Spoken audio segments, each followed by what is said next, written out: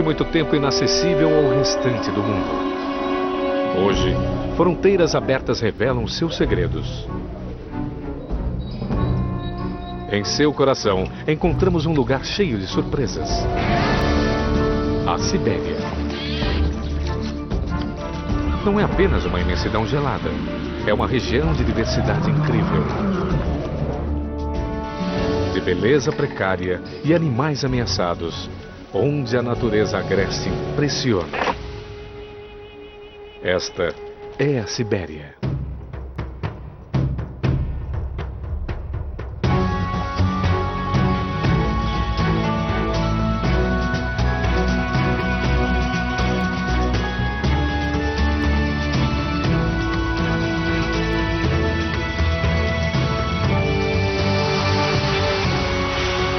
Rússia selvagem. A Sibéria.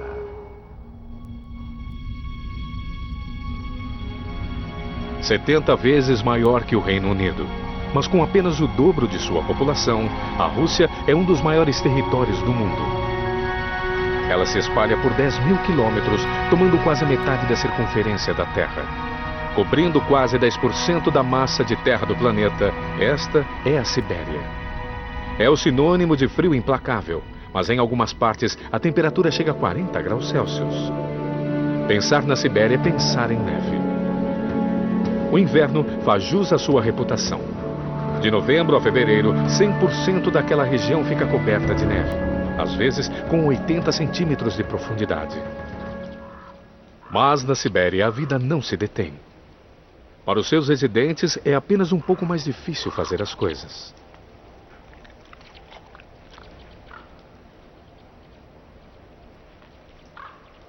Enquanto corvos saúdam a manhã, lobos eurasianos espantam o frio protegidos por sua pelagem. Esses animais sociáveis vivem e caçam em alcateias, às vezes aos pares e em tempos de abundância em grupos de mais de 30 animais. Uma alcateia de tamanho razoável pode dominar um território de 1.300 quilômetros quadrados, uma área 5 vezes maior que Paris. Eles importunam um falcão que, por sua vez, importuna os corvos. Aparentemente, os 13 milhões de quilômetros quadrados da Sibéria não constituem espaço suficiente. O uivo é um chamado para reunir a matilha e serve de aviso para que outros lobos se mantenham à distância. O coro é ouvido a 10 quilômetros de distância. O olfato apurado os ajuda a localizar carniça ou presas vivas. Por dia, cada animal pode comer até 9 quilos de carne e andar 200 quilômetros.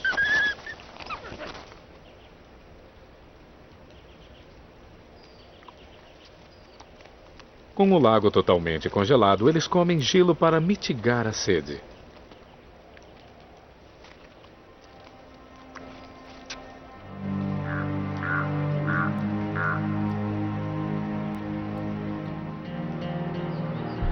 No norte da Sibéria, situa-se Iacútia, idílica e pitoresca.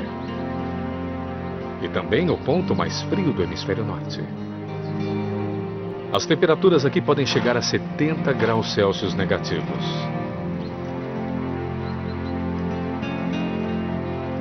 Os cavalos Iacute as enfrentam bravamente.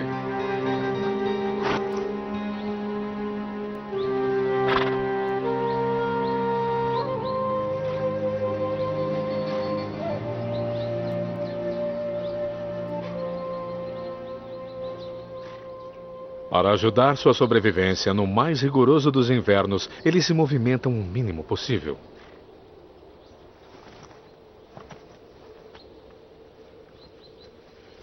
Os cascos fortes afastam a neve profunda para descobrir a relva congelada. E agora, em março, muitos estão se alimentando por 2, preparando-se para parir em maio ou junho, quando o inverno se for. Um macho dominante cobre várias fêmeas. Durante milênios, desenvolveram uma pele grossa e pelos densos para protegê-los do frio.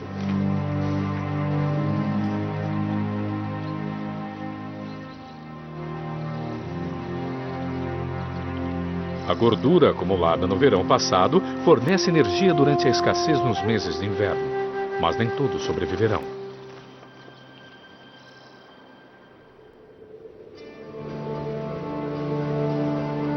Mais ao norte, outro sobrevivente do clima frio se agarra à vida. Uma das aves mais raras do mundo, o grou siberiano, uma espécie grandemente ameaçada.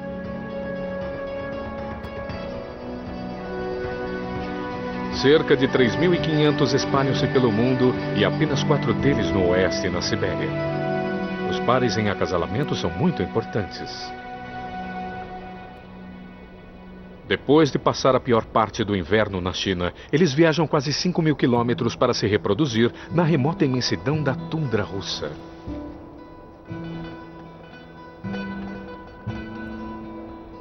Sendo tão poucos, a monogamia é um fator negativo e encontrar um parceiro torna-se difícil.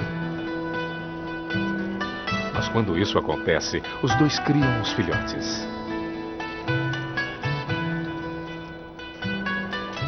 A fêmea põe 2 ovos, mas geralmente somente um filhote viverá.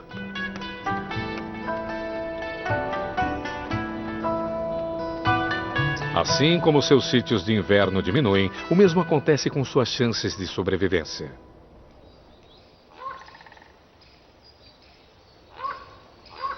Em outra área, animais se esgueiram reservadamente pelas sombras da floresta.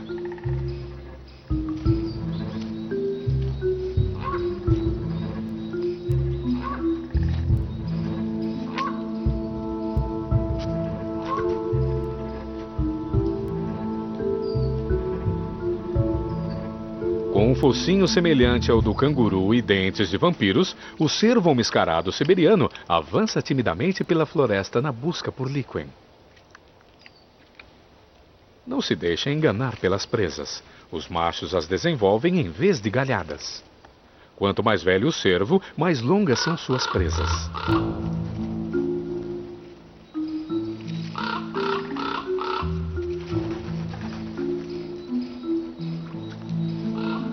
Mas é a outra extremidade do animal que atrai mais atenção. As glândulas de almíscar do macho produzem um odor irresistível para as fêmeas e para os perfumistas. Embora os cervos não tenham um olfato muito apurado, o almíscar consegue atrair parceiros.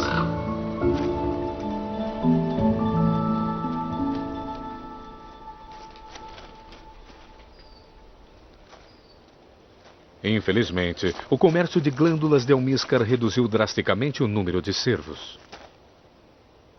Somente 2/3 das fêmeas têm crias a cada ano.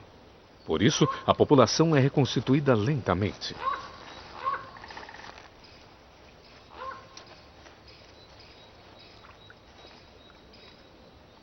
Depois de se alimentar, eles regurgitam o que foi ingerido e o mastigam novamente para auxiliar a digestão.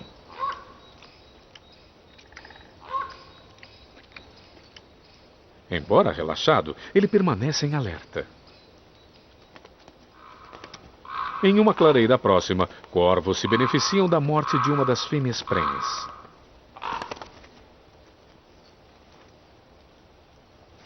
Seus bicos afiados podem limpar totalmente uma carcaça. Um bando de corvos Ankindnes, astutos e inteligentes, conseguem emitir mais de 30 tipos de sons. Mas o uivo dos lobos assusta até mesmo os corvos.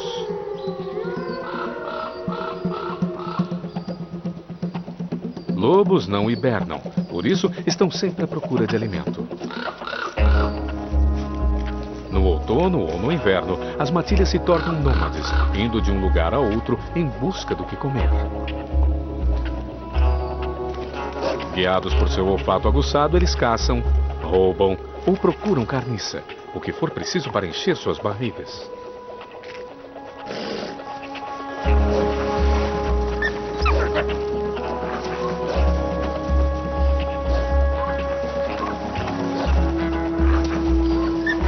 Lobos famintos atacam a carne com tal ferocidade que conseguem intimidar uns aos outros.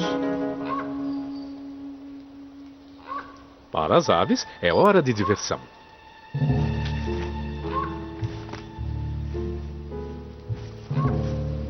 Assim como os mamíferos, as aves adoram brincar. E os corvos são os mais gaiatos. E podem se dar ao luxo. Corvos adultos parecem não ter inimigos naturais.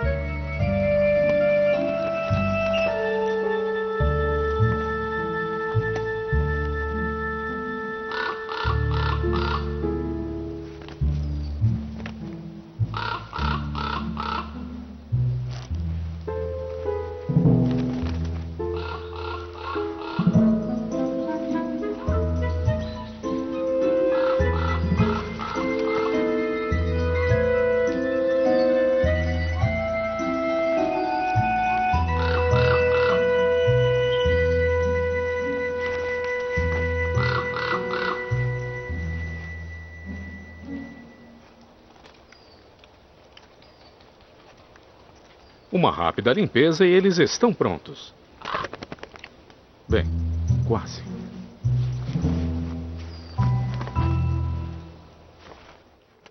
Voltaremos a seguir com Rússia Selvagem, no Nat Geo.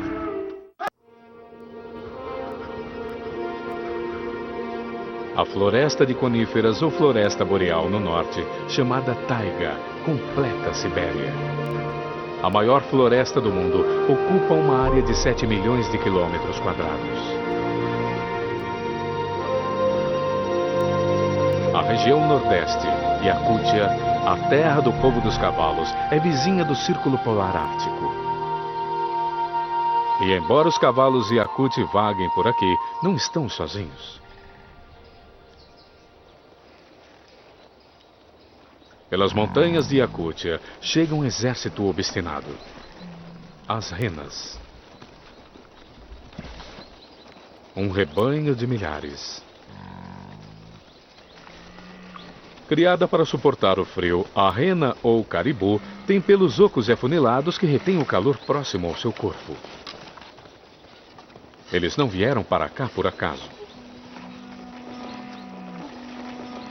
É uma aglomeração anual.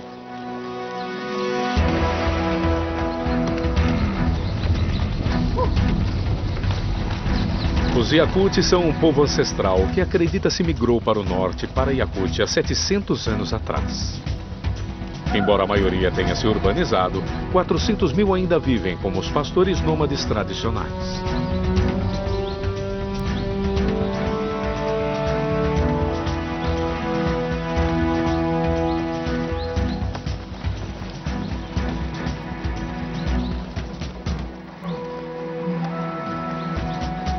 Os pastores devem levar os animais a novos pastos antes que a neve derreta e eles fiquem presos na terra encharcada. Eles precisam armazenar gordura no clima quente se quiserem suportar o inverno gelado.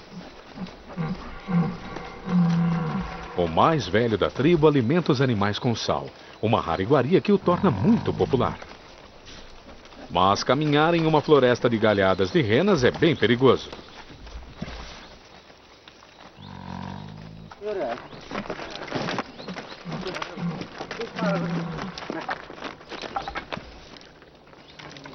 Assim que eles protegem as renas, é hora de comemorar.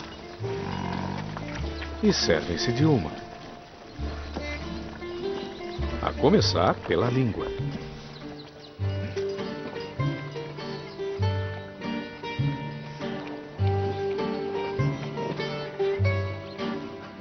Assim como o gado em outras partes do mundo, as renas são a salvação do povo Iacuti. Todos dependem delas.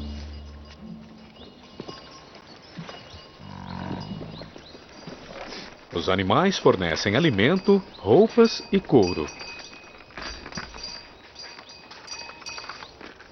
Deixadas por conta própria, as renas podem caminhar para mais longe do que qualquer outro mamífero terrestre.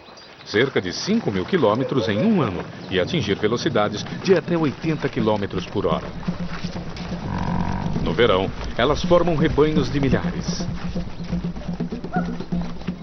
Mas para os Iacuti, este pequeno rebanho serve muito bem.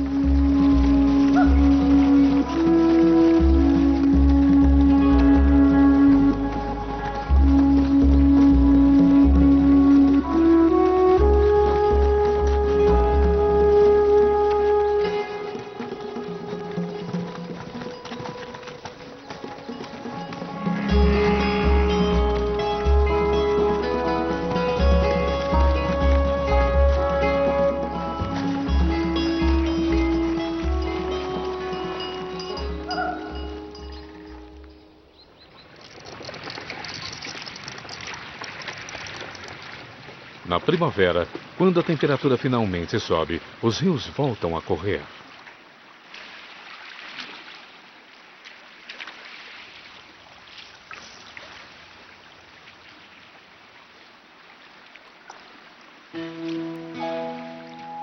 Pedaços de gelo são como barcos para aves aquáticas preguiçosas. Mas as brechas no gelo proporcionam aos patos de olho de ouro a oportunidade de pescar. Logo, eles entram em ação.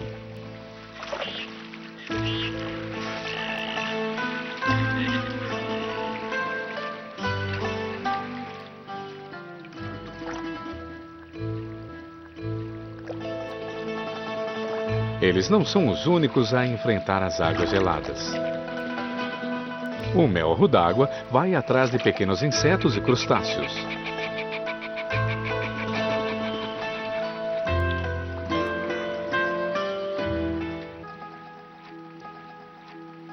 À medida que partes do rio degelam, os pássaros buscam grandes espaços.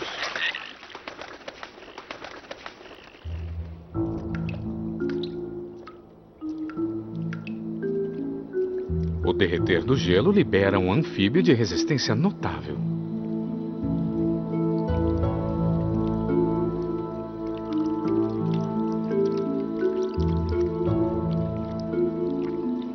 A salamandra siberiana.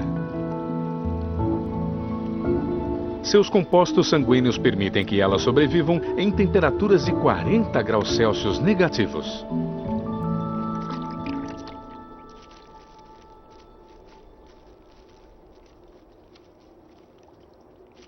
Elas podem ficar congeladas durante anos e, com o degelo, voltar à vida, novinhas em folha. Então elas vão para a água gelada, onde se reproduzirão e porão ovos, antes de voltarem a se congelar na próxima estação.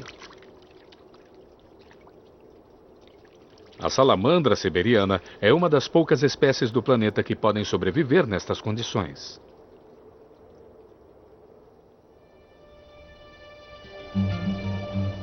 Avançando 1.500 quilômetros para as estepes do sul da Sibéria, a paisagem muda drasticamente. Florestas de pinheiros dão lugar a algo parecido com planícies africanas. Aqui, cavalos selvagens galopam livremente. E dividem a terra com pequenos grupos de camelos.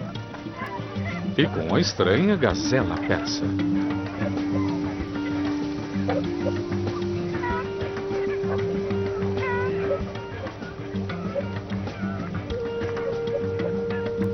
Essas gazelas nômades já povoaram a Ásia Central aos milhares.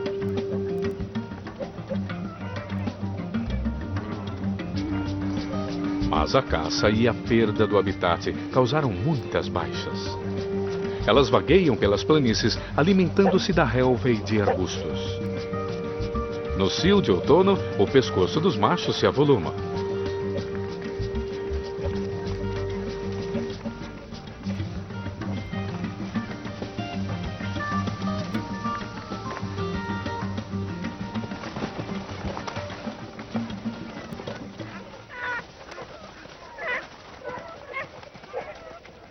Uma gazela ameaçada pode fugir de seus inimigos a 60 km por hora.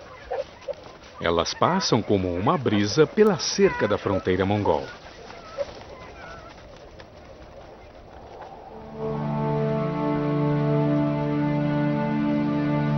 Seguindo para o sudoeste, ao longo dos 3.400 quilômetros da fronteira com a Mongólia, o terreno se torna montanhoso. As montanhas Altais se erguem 4.500 metros para o céu e têm o dobro da extensão dos Alpes europeus. Neste ambiente árido, adverso e castigado pelo vento, o maior carneiro do mundo tem o seu lar, o carneiro da montanha.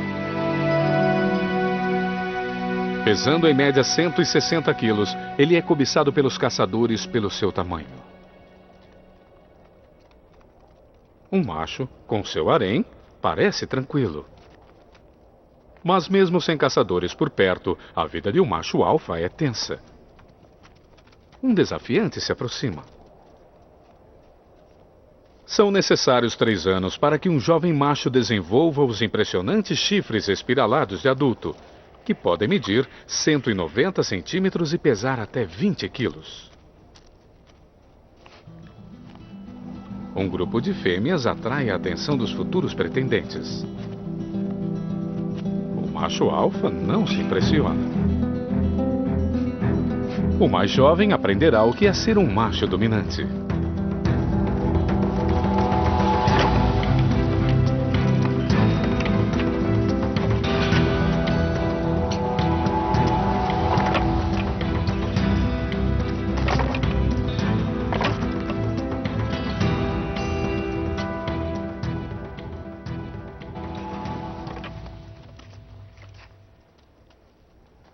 O desafiante faz suas investidas, testando a determinação do macho alfa.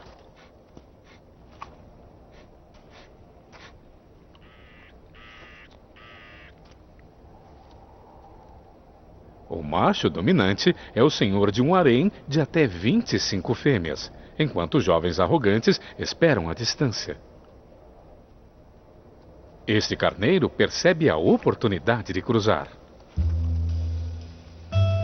Mostrar desdém e aguardar uma reação permite que ele fareje o ar, buscando sentir os feromônios que indicam uma fêmea predisposta. Ela está aqui, mas qual delas será?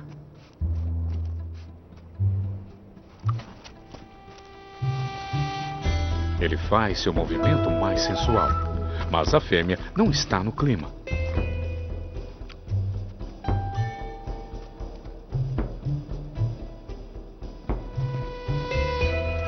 Finalmente, ele consegue a recompensa fugaz.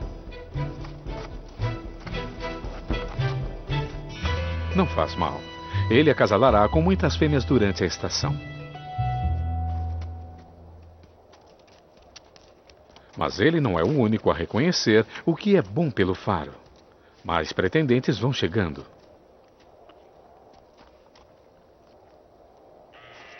Eles tentam se aproximar de mansinho, enquanto o macho alfa está distraído.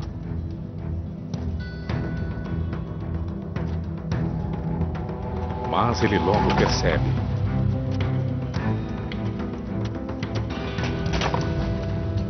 O pescoço volumoso absorve os golpes. O cérebro delicado está protegido sobre os chifres ocos.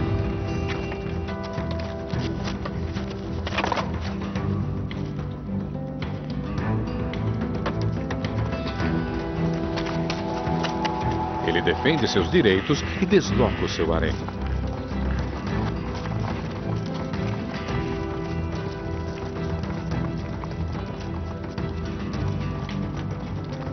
Mas um desafiante não desiste facilmente.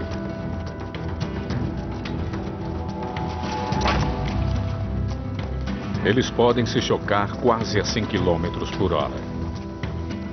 E um último golpe sinaliza o fim.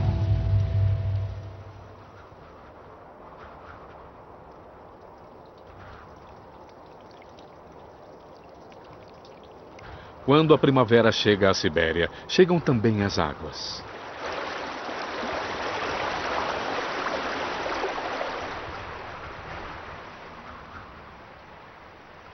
Através de milênios, as águas caudalosas transformaram rochas e florestas de pinheiros.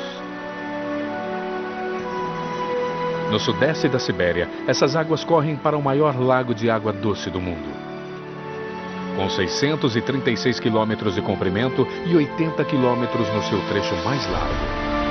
Este é o Lago Baikal. Esse lago imenso detém 20% da água doce da Terra. O equivalente aos 5 grandes lagos da América do Norte juntos. Mas, com a temperatura da água raramente acima de 8 graus Celsius, ela não é tão convidativa quanto parece. A não ser para seus habitantes, as únicas focas de água doce do mundo. A foca do Baikal. Ninguém sabe como elas foram parar neste lago isolado. Uma teoria afirma que elas se desenvolveram a partir da foca anelada, há 500 mil anos, quando o Oceano Ártico se estendia até a Sibéria. Milhares de anos de isolamento as transformaram numa espécie posta à parte. No meio do lago situam-se as ilhas Ushkami. Aqui, as focas formam suas colônias, protegidas da predação do homem.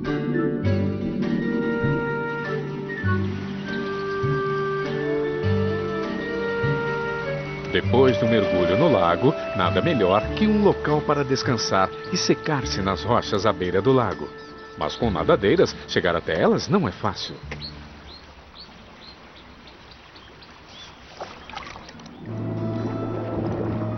Submersas, elas são torpedos hidrodinâmicos, movendo-se a 25 km por hora.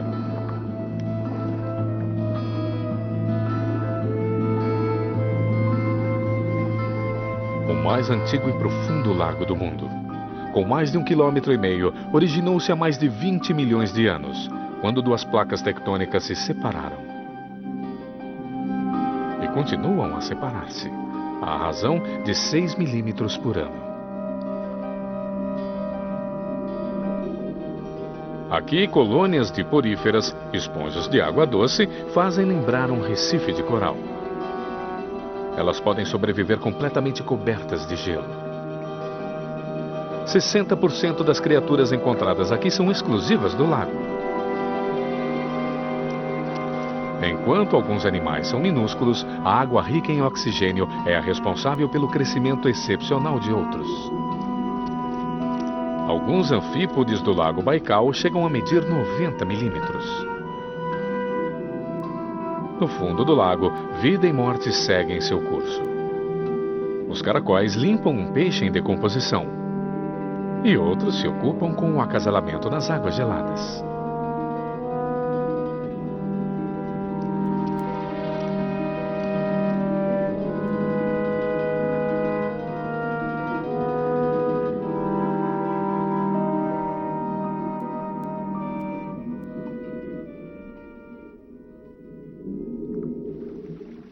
Voltaremos a seguir com Rússia Selvagem, no Nat Geo. Muitos metros acima na superfície, Baikal se prepara para uma invasão. Tricópteras.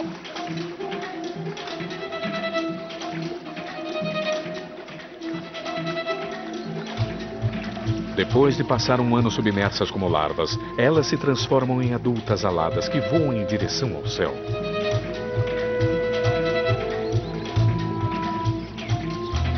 Milhões de pequenos insetos atraem animais muito maiores. Enquanto promovem uma orgia de acasalamento nas margens do lago, ursos pardos vêm aproveitar esse banquete de proteínas. As tricópteras só vivem uma semana, por isso precisam correr para pôr ovos na água antes de morrer. E durante uma semana, os ursos saem à cata delas, vivas ou mortas.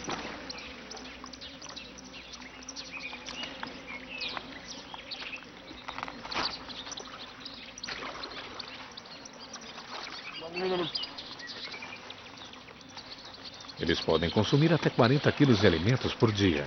E as tricópteras são uma agradável adição à sua dieta essencialmente vegetariana.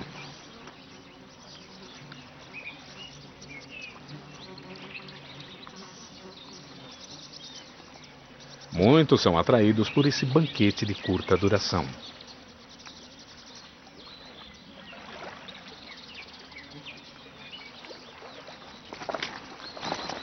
Mas mesmo com essa abundância, um urso menor deve sempre respeitar um maior.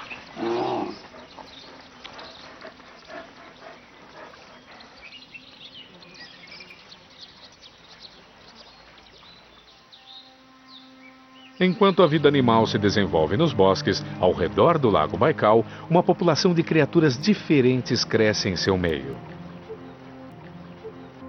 A apenas 1,5 km da margem mais próxima, encontra-se a ilha Oakham. É a maior das 25 ilhas do lago Baikal, que tem o tamanho de Dubai.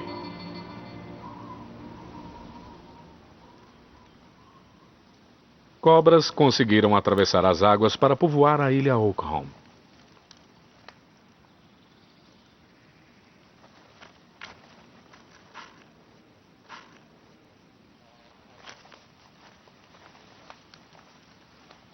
Esta, uma Elaphidione, não é venenosa, mas mantém controlada a população de roedores.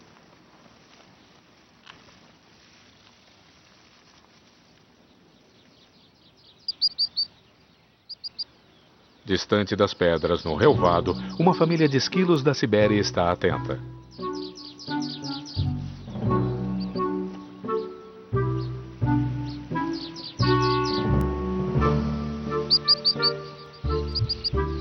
Com apenas 3 semanas de vida, 4 filhotes começaram a explorar o mundo além de sua toca, como os suricatos.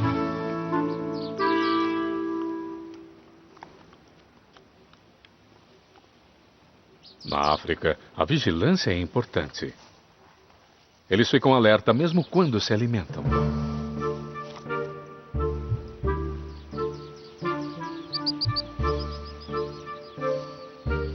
Quando não estão mordiscando a relva, mordiscam uns aos outros. A preparação é uma parte importante de suas vidas, porque se as serpentes não os pegarem, os insetos pegarão.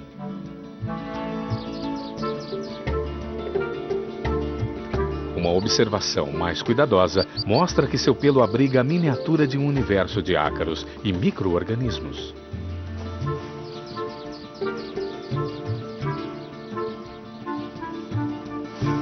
Talvez não sejam tão bonitinhos, afinal.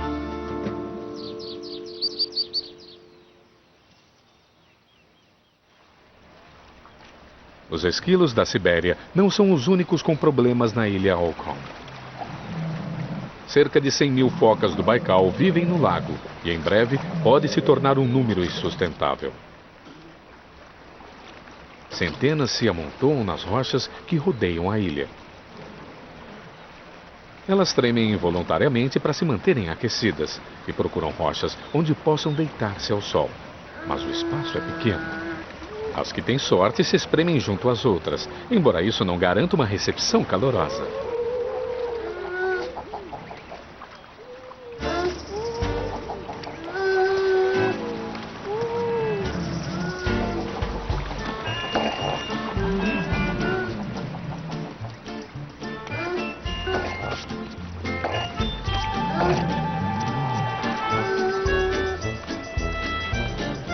A frustração logo se espalha. Com poucos inimigos naturais, as focas aparentemente gostam de implicar umas com as outras.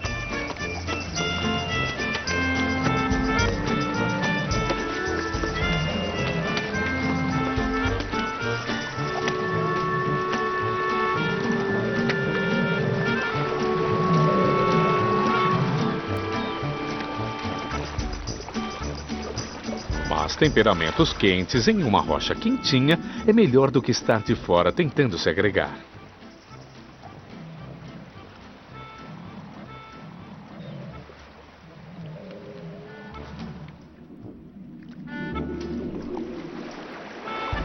Este resort exclusivo não está aceitando novos hóspedes.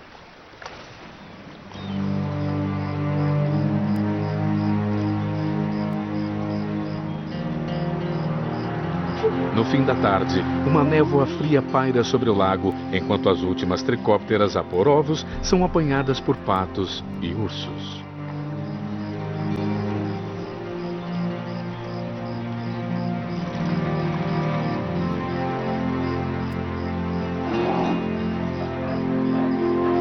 Ursos pardos são crepusculares, preferindo aventurar-se ao amanhecer ou ao anoitecer. Eles têm um olfato fantástico. Podem sentir o odor de uma carcaça a mais de 3 quilômetros. Porém, quanto a isso, não estão sozinhos.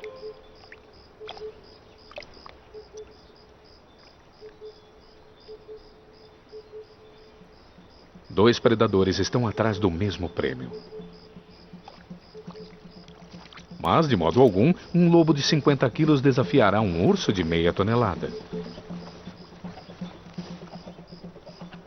Chegando primeiro, o lobo mais fraco rouba o que pode.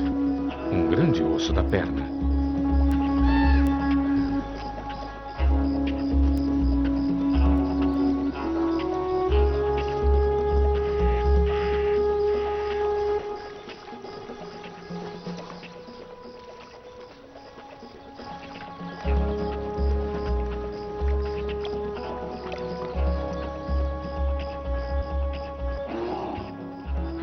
Mas parar e olhar para trás é um erro.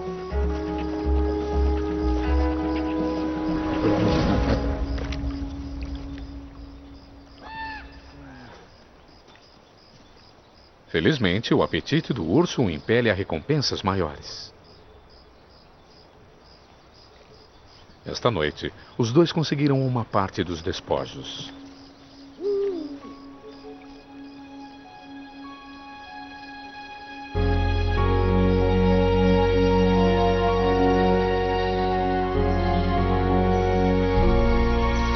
Final de agosto.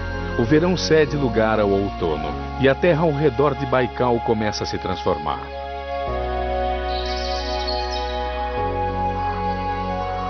A madeira macia e decomposta alimenta fungos de crescimento rápido. O ventre úmido da terra torna-se fecundo. Amoras e mirtilos crescem. E é tempo de colheita.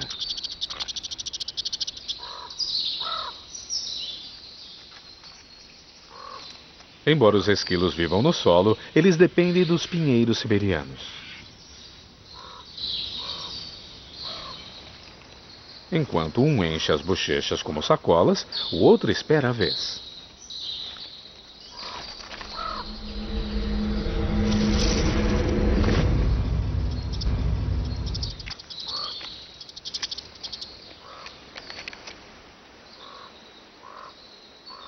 No mundo impiedoso da colheita de pinhas, o vencedor fica com tudo.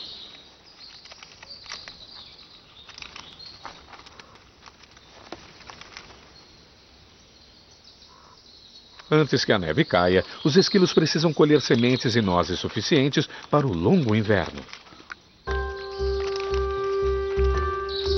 Cada um acumulará 4 quilos de alimento em sua toca, levados para lá em suas bochechas. É uma tarefa e tanto, principalmente sob os olhares atentos dos competidores.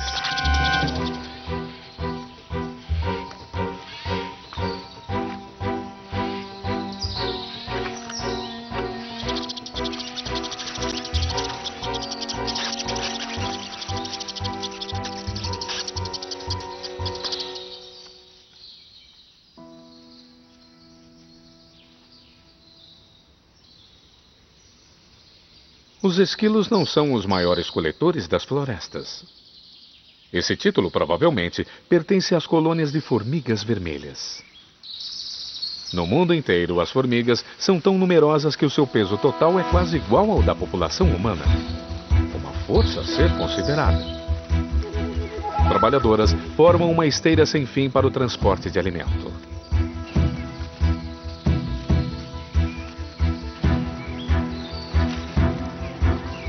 Esta joaninha é apenas uma entre as 60 mil criaturas capturadas e carregadas para um único formigueiro a cada dia.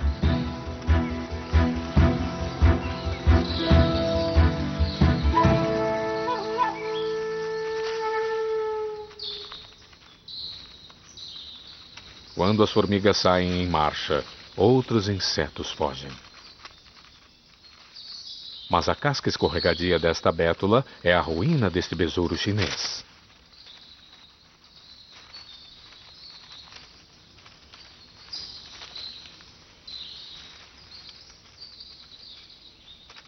O bando corre para dominá-lo, encharcando-o com ácido fórmico que penetra na armadura do besouro.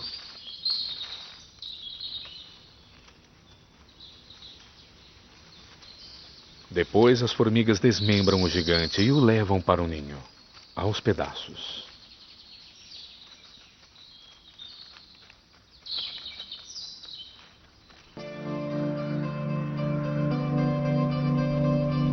Quando o inverno retorna em novembro, os picos distantes ficam recobertos de neve, que logo se espalhará.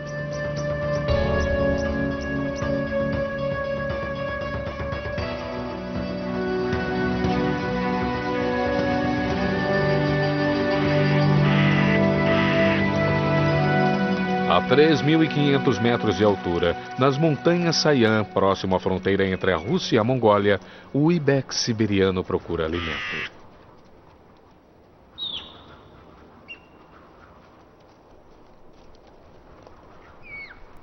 Ele vive da relva escassa dos declives ensolarados do sul.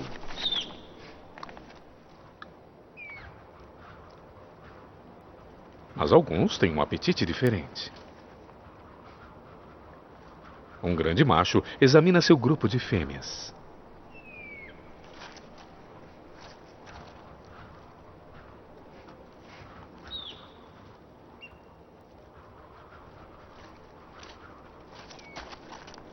Para um ibex, as preliminares significam 30 minutos golpeando, gritando e urinando.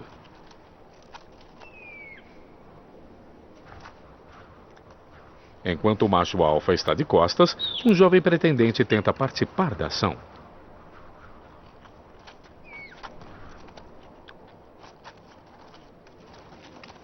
Mas seu avanço desajeitado alerta o chefe. É hora de se afastar. Voltaremos a seguir com Rússia Selvagem, no Nat Geo. Em grandes altitudes, a temperatura é sempre implacável. Mas agora, por toda a Sibéria, o inverno rigoroso está de volta. E em alguns lugares, faz 60 graus Celsius negativos.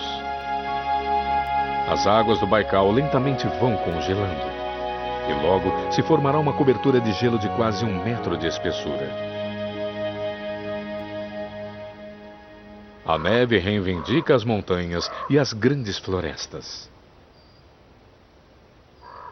E para alguns, a diversão está começando.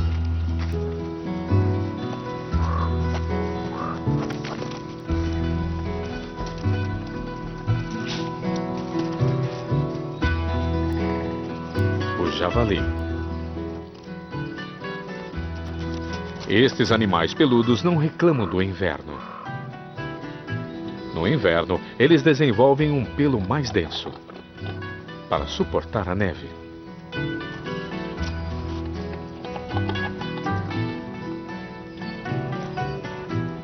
Uma cartilagem rígida transforma seus focinhos numa ferramenta para cavar.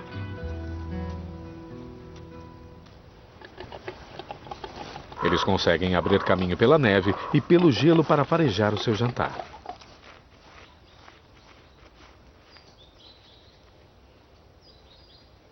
Eles são onívoros, comem o que encontram.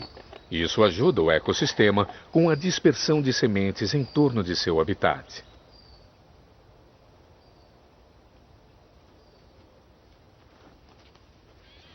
Até os filhotes gostam de uma brincadeira, embora sejam muito sensíveis ao frio. Um dia, eles também terão o casaco peludo dos adultos.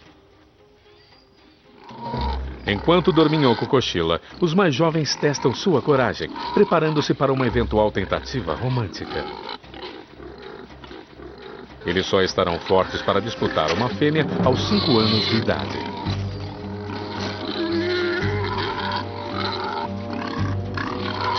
Até lá, eles praticarão suas habilidades regularmente.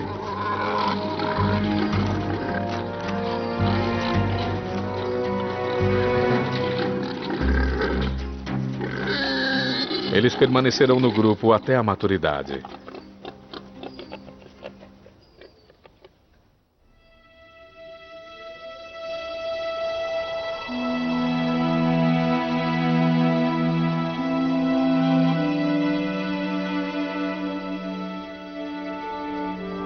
Durante o longo inverno, o lago Baikal se transforma de uma extensão plana a cristal recortado. A movimentação sobre sua imensa superfície racha e suspende as camadas de gelo.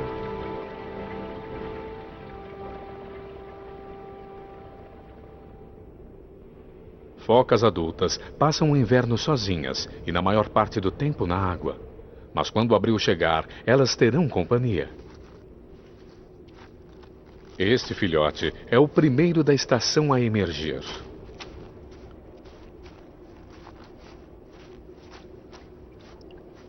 O desmame para as focas do Baikal é repentino. A mãe, em uma toca de neve, passa fome durante as 8 semanas de amamentação do filhote. E então, ela simplesmente o abandona na superfície. Logo, o gelo estará cheio de outros filhotes emergentes.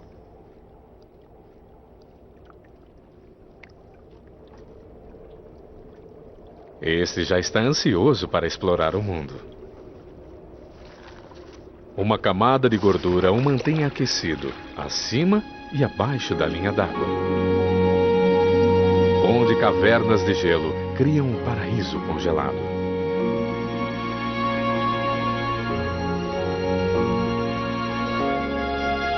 Mas isso é apenas metade da história.